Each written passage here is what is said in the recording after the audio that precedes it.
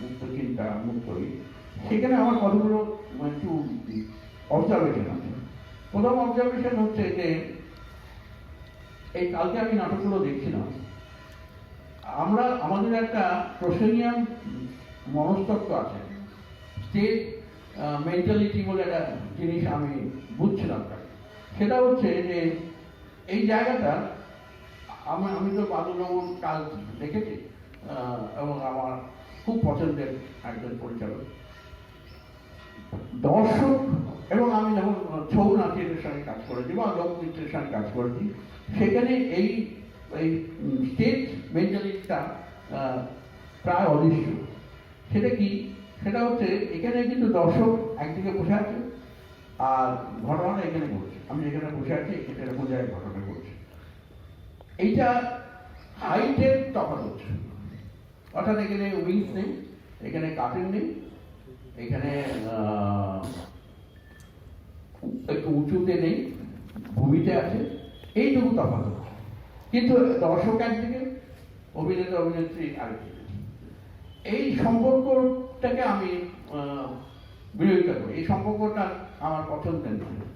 এই জন্যে নয়, এইটা যদি গোলাকৃতি হতো, চারিদিক থেকে দেখা হতো, যাত্রার যেমন একটা ফর্ম আছে, কিন্তু সেই যাত্রাকে উঁচুতে থাকতে হয়, কারণ অনেক অনেক দর্শক যাত্রাতে আছে বলে দৃশ্যগত কারণে তাকে একটু উঁচু মঞ্চ করতে হয়, কিন্তু চারিদিক থেকে দেখা হয়। এবং অভিনেতা অভিনেত্রীদেরও সবসময় দর্শকের সঙ্গে একটা ক্রিয়া প্রতিক্রিয়া চলে। এখানেও এইটা যদি ঘুরিয়ে দেওয়া হতো, এটা যদি অন্যরকমভাবে এর অবস্থান পাল্টাতো, তাহলে কিন্তু এই দৃশ্যগত একটা পরিবর্তন হতো। আরেকটা অবজারভেশন আমার নিজের ব্যক্তিগত একটা অবজারভেশন আছে, সেটা হচ্ছে প্রসেনিয়াম বা স্টেজকে আমি অনেকটা পেন্টিংয়ের ফর্মে দেখি, যেটা খালেদা বলতেন মঞ্চচিত্র, আমি সেটা মনে করি না মঞ্চচিত্র, সেটা অন্য কারণ, কিন্তু চিত্রর একটা প্রভাব আছে। আর এই ভূমিতে যে ঘটনাটা ঘটে, এর সঙ্গে ভাস্কর্যের প্রভাব আছে। একটা অভিনেতা অভিনেত্রী ভাস্কর্যের মতো অবস্থান করে, যেভাবে আমরা রামকিঙ্করের কাজ দেখেছি। রামকিঙ্করের ভাস্কর্য একটা মঞ্চের মতো, অভিনেতার মতো, এবং সেটা রামকিঙ্কর এখানে প্রথম যিনি এই ভাস্কর্যকে প্রায় ভূমিতে প্রতিষ্ঠা করবেন, সামান্য 1 ফুট 1.5 ফুট হাইট। এই যে পেডেস্টাল একটা উঁচুতে প্রতিষ্ঠা করা, একটা মূর্তিকে হায়ারকিতে নিয়ে যাওয়া, এটা কিন্তু একটা মনস্তাত্ত্বিক পরিবর্তন। এবং এটা ঔপনিবেশিকরা তারা বিভিন্ন দেশে যে মূর্তি প্রতিষ্ঠা করেছে, যাদের মূর্তি প্রতিষ্ঠা করেছে তাদের প্রভাব, এবং তারা একটা ওই দেবদেবীর মতো করে প্রতিষ্ঠিত হয়েছে, সেই জন্য উঁচুতে প্রতিষ্ঠিত হয়েছে। এবং তাদের কিন্তু রামকিঙ্করের চরিত্ররা তো দেবদেবী বা রাজনৈতিক কারবারি নয়।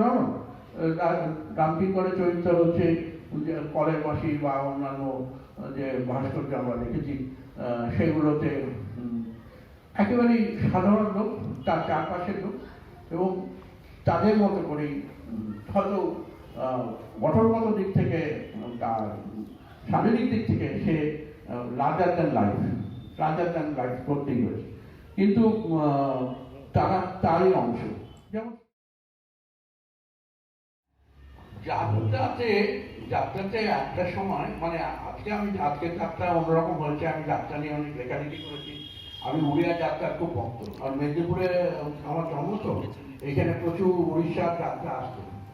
তো একজন খুব যাত্রা বিশারদ আছেন পশ্চিমবাংলায়, তার সম্বন্ধে আপনারা জানেন কিনা জানি না, প্রভাত কুমার দাস, এবং ইনি নাটকের সঙ্গে খুব যুক্ত আছে। বহুরূপী পত্রিকা উনি সম্পাদনা করেন, প্রভাত কুমার দাস। একটু ওনার পায়ের সমস্যা, তো উনি যাত্রা নিয়ে করছেন। এই যে যাত্রা দলের দৃশ্য বানানো, মানে অনেক সময় অনেক জিনিস ঘটেছে যে বিশেষ করে পুজো মণ্ডপে যখন যাত্রাগুলো হতো, তখন এক পেশে হতো, মানে চারিদিকে লোক থাকতো না, একদিকে লোক, অনেকটা মঞ্চের মতো, এই রাত মঞ্চের মতো। সেখানে দৃশ্যগুলো এই তেল রঙের তখন ছিল, তেল রঙে অ্যাক্রিলিক তখন ছিল না, 40-50 দশকে। এই দৃশ্যগুলো উনি আনতেন, কোনো গ্রামের দৃশ্য ঘটছে, কোনো রাজবাড়িতে কোনো ঘটনা ঘটবে, এই দৃশ্যগুলো নেওয়াচ্ছেন। এবং উনি আমাদের যে মণ্ডপের দুদিকে খোপ ছিল, কুলুঙ্গির মতো ছিল, সেখানে উনি দৃশ্য করেছিলেন। সে বহুকাল আমি সেই ছোটবেলা থেকে দেখেছি, সেগুলো লাগানো থাকতো ক্যানভাসের উপরে ছবি আঁকা। এবং ওনার ভূমিকা ছিল এই। এছাড়া যাত্রা দলের যে শিল্পী, তিনি মেকআপ করতেন, তিনি কস্টিউম ডিজাইন করতেন। শিল্পীর কাজ অনেকগুলো ছিল আর কি। যাত্রা দলে একজন করে চিত্রশিল্পী থাকতেন তখনকার সময়, আমি অন্তত দেখেছি। প্রবীণ দেখেছি কিনা আমি জানি না। যাত্রা দলের শিল্পী, চিত্রশিল্পী। এবং আমার এই যাত্রা নিয়ে একটা সাধারণ ছোট্ট মজার অভিজ্ঞতা বলি। আমাকে প্রভাত কুমার, আমি উড়িয়া যাত্রা যেহেতু ছোটবেলা থেকে দেখেছি, তো প্রভাত কুমার দাস একটা যাত্রা নিয়ে সংকলন করছিলেন। তো উনি আমাকে বললেন, বিনাবার থিয়েটারে দেখা হয়েছে কোনো কাজে, উনি বললেন যে আপনি ওই উড়িয়া যাত্রা নিয়ে আপনাকে লিখতে হবে। তো আমি উড়িয়া যাত্রা নিয়ে লিখবো, ঠিক আছে দেখছি বলে আমার বন্ধু বান্ধব অনেকেই খড়গপুর, উড়িষ্যা, ভুবনেশ্বরে অনেককে বললাম তোমরা উড়িয়া যাত্রা, এখন ভিডিও হয়, সিডি পাওয়া যায় উড়িয়া যাত্রা, উড়িয়া কেন যাত্রারই সিডি পাওয়া যায় অনেক রকম।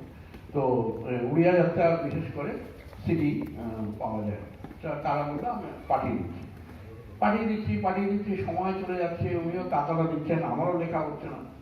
তো এইবার ছোটবেলায় দেখেছি সব স্মৃতিগুলো ঝাপসা হয়ে গেছে। একদিন দুপুর বিকেলের দিকে, সন্ধ্যের দিকে একটা বড় প্যাকেট এসে পড়ল। প্যাকেটটা যে পাঠিয়েছে তাতে সে প্রায় 100-150 স্টেপল লাগিয়েছে, চারিদিকে মালার মতো স্টেপল লাগিয়েছে। তো সেই স্টেপল দেখে আমি বললাম এই স্টেপল খোলা তো একটা কঠিন কাজ। এই রাত্রিবেলা মানে আমি ওই সিডিটা দেখতে পেলাম না, খোলা কাল সকালে খুলবো। এই খালি ওই প্যাকেটটা আমি পেয়েছি, আর কিচ্ছু পাইনি। আমি ঘুমিয়ে পড়ে সারা রাত ধরে আমি যাত্রার স্বপ্ন দেখলাম। এবং সেই অপূর্ব স্বপ্ন ভাবা যায় না। আমি সকালে উঠে ভোর 5টার সময় উঠে আমি পুরোটা লিখে পেলাম যা স্বপ্ন দেখেছিলাম। যতগুলো যাত্রা আমি দেখেছি ওই সিডির মধ্যে যেগুলো ছিল, এটা আপনারা ভাবতেন অলৌকিক কিছু, আমি একটু অলৌকিকই বলে, লৌকিক নই, অলৌকিক। কারণ ওই সিডির মধ্যে যেগুলো ছিল সেগুলো আমি স্বপ্নে কি করে দেখলাম, করা না তো দেখা। আর সিডিটা চালাতে হতো, একটা ল্যাপটপে ঢোকাবো বা আমার ডেস্কটপে ঢোকাবো তবে তো দেখতো, দরকার নেই। সিডির মধ্যে আছে, আমি আমার স্বপ্নে কানেক্টেড হয়ে গেল, আমি ডাউনলোড করলাম, আমি পুরো স্বপ্ন দেখলাম, সকালে উঠে পুরোটা লিখে ফেললাম, প্রভাতবাবুকে বললাম আপনার লেখা তৈরি হয়ে গেছে, কোনো চিন্তা নেই। তো এগুলো বিচিত্র সব ঘটে। বিচিত্র মানে আমার একটা না বিচিত্রতা আছে, কেন আমি এটা আপনাকে বলতে পারেন যে এটা ভূত বসে আছে, সত্যি লোক নয়। সেটা হচ্ছে যে সম্প্রতি একটা ঘটনা একজনের সঙ্গে, বসন্ত রুমতা বলে, আপনারা চেনেন কে জানি না, এক সাংস্কৃতিক লোক আছেন, প্রচুর তার পয়সা, খুব আপনারা তাকে ধরতেও পারেন। নাটকের পয়সার অভাব হলে বসন্ত রুমতার কাছে চলে যাবেন। তার প্রচুর পয়সা এবং খুব সংস্কৃতিতে উনি ইনভেস্ট করেন, দেন আর কি। বহু বছর আগে, 20 বছর আগে, আমার এক বন্ধু বললো যে আমরা খুব ক্লাসিক্যাল মিউজিক শুনি, মানে অনুষ্ঠান শুনি, ডোবাল লেন শুনতাম এই। আর ছোটবেলায় তো আমরা মোহাম্মদ আলী পাঠ শুনেছি, উত্তরপাড়ায় গিয়ে ধ্রুপদী সঙ্গীত শুনেছি, অনেক ঘুরে বেরিয়েছি। বাহাদুর খাঁর বাড়িতে আমি যেতাম, আমার বন্ধু প্রমোদের বড়ুয়ার ছেলে, সে আমার ক্লাসমেট ছিল, তো শরৎ চিত্ত, ও আমাকে বাহাদুর খাঁর বাড়িতে নিয়ে যেত। ওদের সরস্বতী পুজোর দিন বিশাল অনুষ্ঠান হয় এবং সেখানে ইমরান বিলায়তকে আমরা ছোটবেলা থেকে দেখেছি, অল্প বয়স থেকে দেখেছি, একদম পায়ের কাছে বসে আমি শুনেছি। তো এই বসন্ত রুমটা আমাদের একটা ডোবাল লেনের কার্ড দেয়, 2টো কার্ড দেয়, 1000 টাকার উপরে সেগুলো এবং আমাকে যে দিয়েছে সেগুলো বসন্ত রুমটার কাছ থেকে কার্ডটা নিতে হবে, কার্ডটা আছে ওখানে।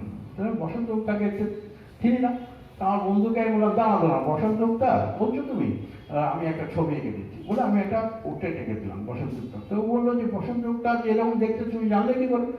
সেটা আমি জানি না, আমি বসন্ত রুমটাকে দেখতে পাচ্ছি। এবং বসন্ত রুমটা আমি আমার বন্ধু, আমি একটা ওই ডোবাল ইয়েতে সানি টাওয়ারে একটা ক্লাসিক্যাল প্রোগ্রাম হতো ছাদে, সেখানে যেতাম। ওই নানানভাবে। এখানে বসন্ত রূপটাও আসতেন। আমি দেখতে পেলাম একটা সিঁড়ির উপরে বসন্ত রূপটা বসে আছে, ছবিটা দেখতে পেলাম। তাই পোর্ট্রেটটা এঁকে দিলাম, এঁকে দিয়ে সে বললো ঠিক আছে। ঠিক পরের দিন টেলিগ্রাফ পত্রিকায় পার্সন অফ দ্য ডে বলে একটা কালাম বেরোতো। সেই দিনের যে মানুষটি ছবি উপরে লেখা থাকতো, মানে তার একটা বায়োগ্রাফি বেরোতো। পার্সন অফ দ্য ডে ছিল বসন্ত রূপটা, এবং বসন্তটার ছবি ছাপা হয়। দেখো ওই ছবিটা আর আমার আগের দিনের আঁকা পোর্ট্রেটটা মিলে গেছে। এই ঘটনাটা 20 বছর আগে ঘটেছিল। বসন্ত রূপটা এই খবরটা জানতে পারে। যিনি আমার বাড়িতে কদিন আগে এসেছিলেন, যে ওই যে উনিও বাড়িতে এরকম একটা অনুষ্ঠান করেন, রুফটপ বলে একটা আছে, অনেকে জানতে পারেন। এবং আমাকে এসে বললেন যে আমি আশ্চর্য হয়েছি ঘটনাটা শুনে, আমি একটা অনুষ্ঠান করছি, আপনাকে অনুষ্ঠানে থাকতেই হবে আর ছবি তুলে দিতে হবে। যাই হোক, এটা হলো তো এরকম আমার অনেক ঘটেছে। এরকম কেউ একজনের কথা বললো, তাকে আমি কোথাও দেখে থাকি রাস্তাঘাটে, ট্রেনে, আমার ঠিক তার মুখটা ভেসে উঠবে এবং আমি তার ছবিটা এঁকে দিলাম। এরকম আমি আসলে কালকে যেমন অনেকের ছবি আঁকছিলাম, আমি ছবিগুলো দেখতে পাচ্ছিলাম বলে আঁকছিলাম। আমি যে আঁকতে পারি তা না, কিন্তু আমি দেখতে পাচ্ছিলাম বলে আঁকতে পারছিলাম, না দেখতে পেলে আঁকবো দিত।